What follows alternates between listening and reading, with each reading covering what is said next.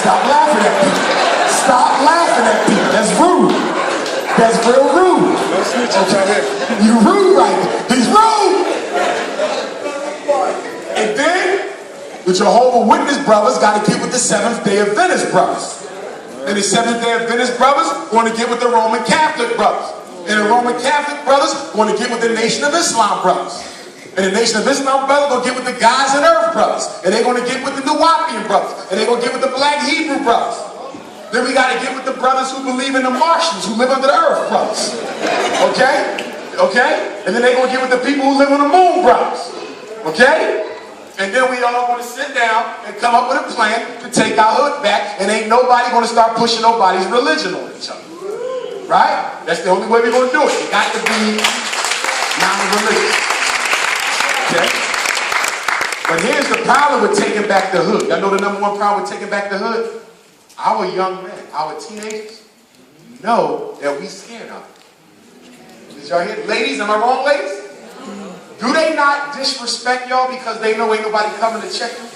Am I wrong? So black men, we got to understand as men, I'm talking to the 25 and older crowd, okay, that it's our job to put order in our neighborhood. And our women and our children cannot respect us because by nature they cannot respect weakness. A woman cannot respect weakness. A woman can be married to a brother. He could be a good brother. But if he's a weak brother and a coward, when a strong brother walks into the room, her spidey sense is going to start clicking. Y'all women know what the hell I'm talking about. And then the rings start tickling off with her. Because by nature, a woman respects strength. Ladies, am I wrong? Children respect strength. So if you're a weak brother, you're not going to keep a woman for long because her nature is going to draw her to the strong man. So brothers, what we got to do is come up with a plan to try to get these young brothers off the corner, find them something to do, talk to them, but we cannot keep letting the hood go like it is with young people running the whole show. We have anarchy. And that means, sisters, y'all gonna have to check the women. Y'all got to get with them teenage girls y'all didn't raised all nasty acting. And y'all got to snatch some of them because you know how they next be. Dang. Y'all gonna have to put them in place because a man can't do that. We can't get into the female aspect. So y'all ladies got to go out there and check it. It's time to take back the hood. We got to have them take back the hood. Cops can't do it for you. So now, I'm going to wrap up at 8:30, which is about 15 minutes from now. So I can give you guys time to go up, get my book, I can sign it. Got some DVDs up there for you, whatever you into. I got a poster for you up there. T-shirts, unapologetically African. We talked about extermination. Let me talk about this rappers as role models. Because I'm getting tired of everybody blaming the rappers for the boys' pants sagging. Let me deal with this. Lil Wayne is not my problem. 50 Cent, 2 Chainz.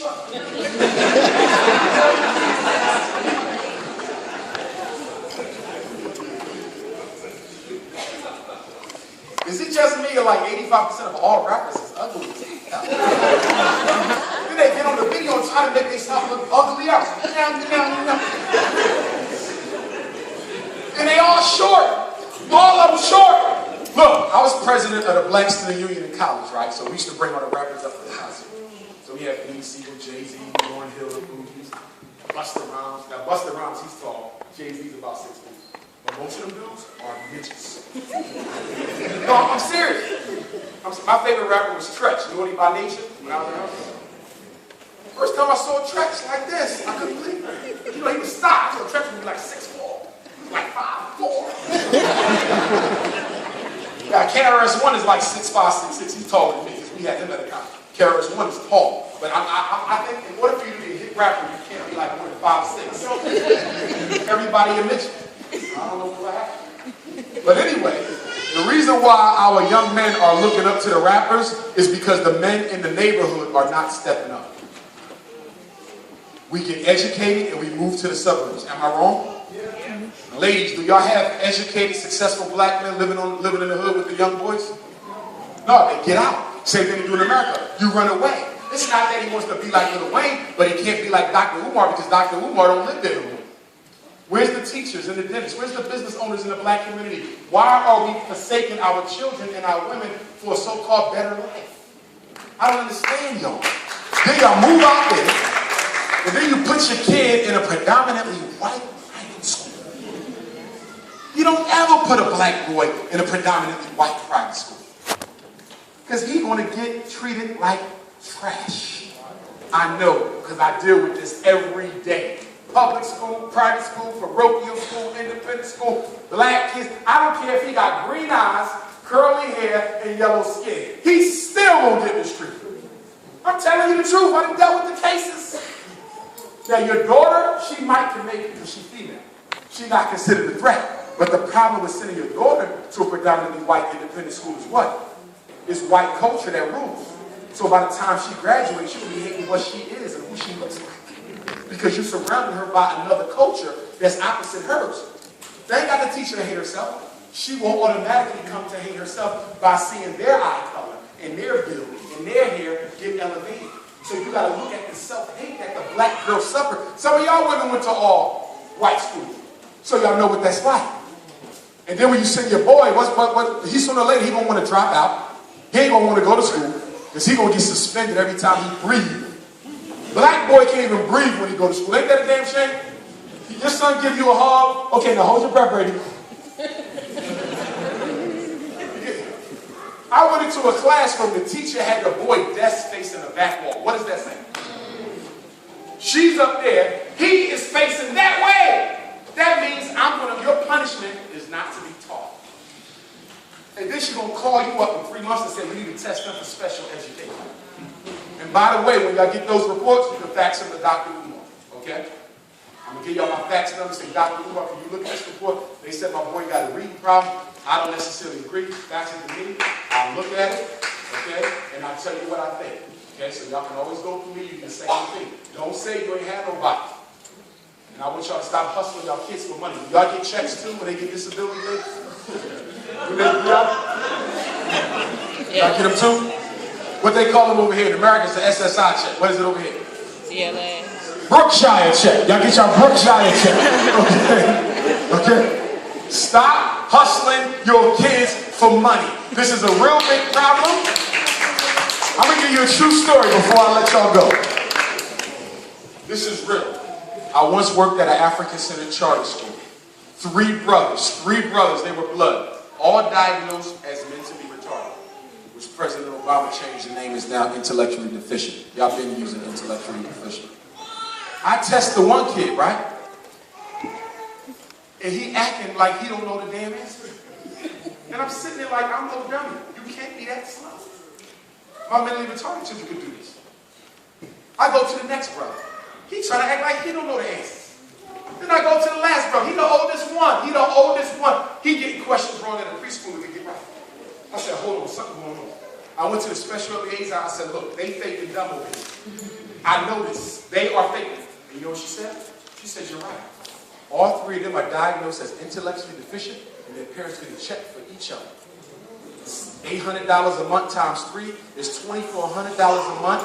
And the special, I'm telling y'all the truth, the special ed liaison told me that their mother tells them that whenever it's time to get reevaluated, you act like you don't know nothing. And they not the only ones. I know you got a couple in London too. There's post-traumatic stress disorders everywhere. So who in here hustling their kids for a check? Stop lying. Okay? We talked about this, the myth that the whites and the Asians are more intelligent. Anybody ever heard of Dr. Amos Wilson? Yes. Dr. Amos Wilson and Dr. Bobby Wright, those are like 2 Garveyite psychologists. I'm the 3rd, so we like the Trinity. But anyway, he wrote a book that I want y'all to read called Developmental Psychology of the Black Child. Read it. It's a yellow book with red letters. Developmental Psychology of the Black Child. What did Amos teach us? The great Pan-Africanist psychologist turned ancestor. He said that he did research on IQ tests that the white folks did, right? He found a test that they didn't want to use. And what did he find? On white people's tests, he found that the black kids who were tested outperformed the the children of the other races, the younger they were tested. He found that when you measure true intelligence from birth to about the start of formal education, our kids do better than everybody else. But listen to this. This is going to blow your mind. This part ain't Amos Wilson. This is me. This is what I found. And it's been substantiated by white science. The average IQ score of a black child in America, in Canada, in the UK, or the Caribbean, the average IQ score of a black child in a European country will go down every year that he or she goes up in education. That's today. That's today. Let me say this one more time. The average IQ score of a black child goes down as their grade level goes up. Do you know what that means? That means the longer your child is in school, the dumber they become.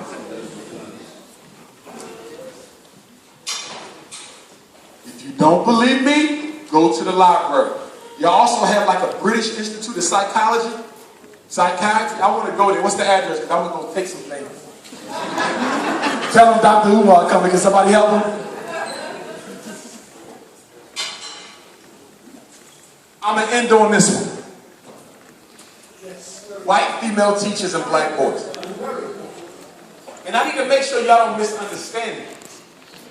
Because I get my white teachers, they call me up all the time. Are you trying to say that we can't teach? No. I know some excellent white teachers. In fact, I know a couple that I'll put up against anybody. Yes, I know some excellent white reading teachers. I know some excellent white history teachers. Excellent white math, science. There's good white teachers. I'm not saying that. I know them. What I'm saying is that as a black boy, whoever teaches him has to understand what he's going to experience when he graduates, so he can be prepared not to get a job, but to survive white racism and differential treatment. Are y'all following me? So when we say that the black child needs a black teacher, we're not saying that whites can't teach them math, science, history. No, we're saying that you cannot teach them how to survive white racism because you've never suffered under it. Do y'all see the difference? We're talking about a total education of the black male that prepares him to survive white supremacy. What happened to Trayvon, which I'm going to talk about tomorrow at the Venture Center, we're going to get into that. That was horrific. But had Trayvon been taught white supremacy, he may have had another escape plan from Zimmerman. Are y'all following me? Trayvon did not know that Zimmerman would be found innocent after he took his life. Was Trayvon guilty? No.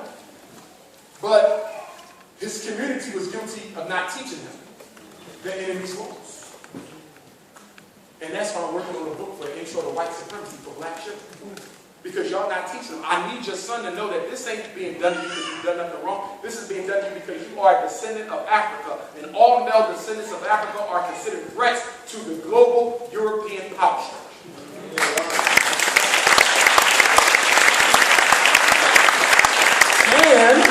And raise my hand for all my black men in college right now. You in college? Working on trade school? Any black brothers in here?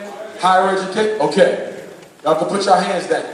Y'all need to know that the more education you get is not going to reduce white supremacy. It's going to intensify it. Oh my God, there's nothing funnier for me to do than to dress like this and go to a white psychology conference.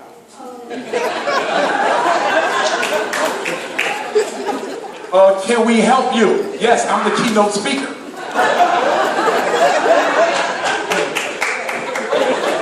Somebody call Brookshire? They go online and start look how we get your doctor. We get, oh my God, that's him with the suit, that's the same guy. I love their face. That's why I like to dress like this, because I blend right the hell in with everybody else. And they start cutting with their own stuff. Cut.